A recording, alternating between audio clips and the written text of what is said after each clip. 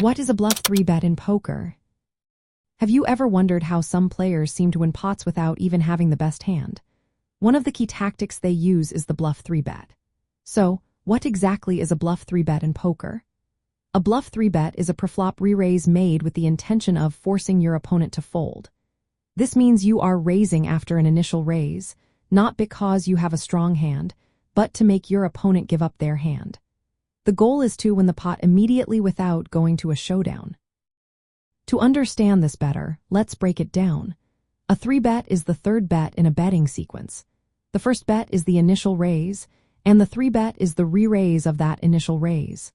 When you use a 3-bet as a bluff, you are putting pressure on your opponent.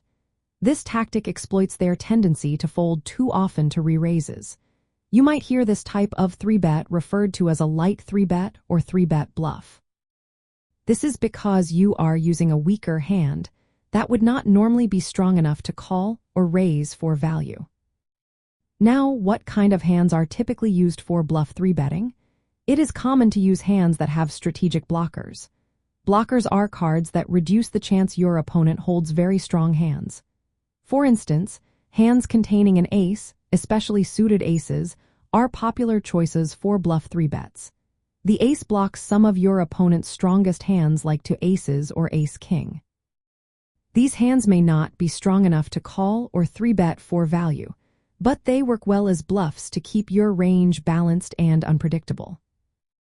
The main goal of a bluff 3-bet is to win uncontested pots per flop by making your opponent fold. However, if your opponent calls, you can continue betting to representing strength.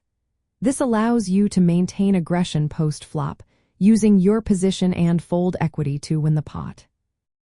Several factors contribute to effective bluff 3-betting. First, position is key.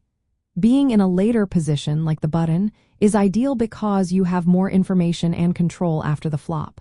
Next, consider your opponent's tendencies. Bluff 3-betting works best against players who fold frequently to 3-bets. If your opponent rarely folds, this tactic may not be as profitable. Stack sizes also matter.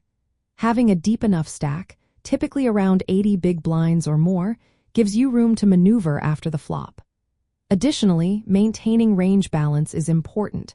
Combining bluff 3-bets with value 3-bets keeps your overall 3-bet range balanced and harder for opponents to read.